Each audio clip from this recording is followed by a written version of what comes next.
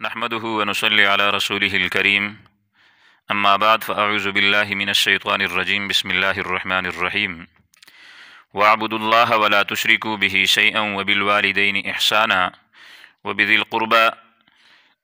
واليتامى والمساكين والجار ذي القربى والجار الجنب والصاحب بالجنب وابن السبيل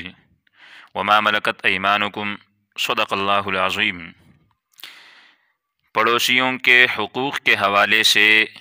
قرآن و حدیث سے چند معروضات پیش کروں گا۔ جو آیت مبارکہ آپ کے سامنے تلاوت کی، اس آیت مبارکہ کے اندر اللہ رب العزت نے چند باتوں کا حکم کیا ہے۔ پہلی بات یہ ہے کہ تم عبادت خالص اللہ کی کرو، یعنی عبادت کے اندر اللہ کے ساتھ کسی کو شریک نہ ٹھہراؤ۔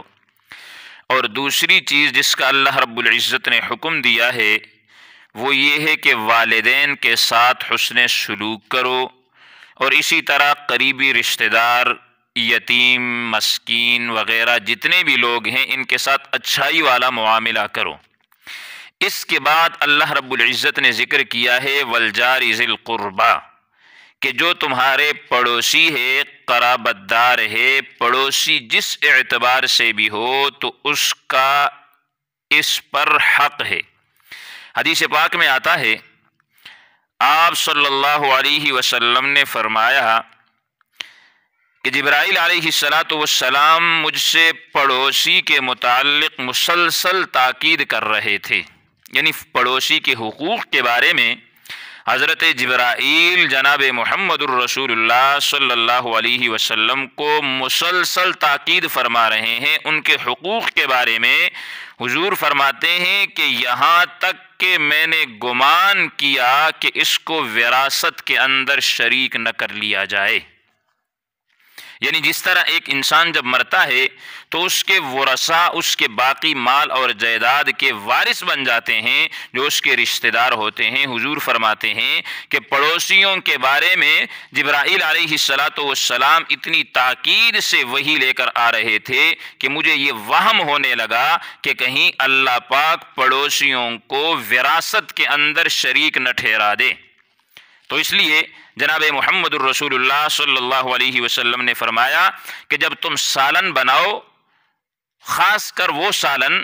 کہ جو خوشبودار ہوتا ہے، جیسے مثال کے طور پہ انسان گوشت پکا لیتا ہے یا اس کے علاوہ کوئی اور ایسی چیز گھر میں بنا لیتا ہے کہ جو خوشبودار ہو، جس کی خوشبو پڑوسیوں کے گھر تک جاتی ہو، تو جناب محمد الرسول اللہ صلی اللہ علیہ وسلم نے فرمایا کہ جب تم کوئی خوشبودار سالن بناؤ تو اس کے اندر شوربہ جو ہے یہ زیادہ بنا لیا کرو۔ اب یہ ضروری نہیں ہے، شوربہ اس لیول پہ فرمایا کہ اگر تم ان کو گوشت نہیں دے سکتے تو کم از کم پڑوسیوں کے گھر میں شوربہ تو جانا چاہیے نا، یعنی اگر تم انہیں دوسرا سالن دے سکتے ہو تو اچھے طریقے سے سالن بنا کے جتنا آپ خود کھاتے ہیں اتنا آپ انہیں بھی کھلائیں، لیکن اگر آپ نہیں دے سکتے تو شوربہ زیادہ بنا کر ان کے گھر کے اندر بھی کچھ سالن بھیج دیا جائے، اس لیے کہ ایک پڑوسی اگر آپ کا غریب ہے اور آپ گوشت کھا کے آپ اپنا پیٹ بھر کے سو جاتے ہیں لیکن اپنے پڑوسیوں کا خیال نہیں رکھتے، تو میرے محترم کل قیامت کے دن جہاں باقی اعمال کا جواب دینا ہے وہاں اللہ رب العزت نے پڑوسیوں کے حقوق کے بارے میں بھی سوال کرنا ہے۔ اللہ رب العزت نے پڑوسیوں کے حقوق کے بارے میں پوچھنا ہے۔ حضرت ابو ہریرہ رضی اللہ تعالی عنہ سے روایت ہے کہ حضرت صلی اللہ علیہ وسلم نے فرمایا کہ خدا کی قسم وہ مومن نہیں، اللہ کی قسم وہ انسان مومن نہیں۔ عرض کیا گیا کہ کون اے اللہ کے رسول صلی اللہ علیہ وسلم؟ ارشاد فرمایا کہ وہ شخص جس کے شرارتوں سے اس کے پڑوسی محفوظ نہیں ہے۔ مسلم شریف کی یہ روایت ہے، اس پہ ذرا غور کریں کہ حضور فرما رہے ہیں کہ جس شخص کی شرارتوں سے اس کے پڑوس میں رہنے والے لوگ محفوظ نہیں، یہ شخص مومن نہیں ہے۔ آئیے ہم غور و فکر کریں کہ کہیں ہم بھی تو ان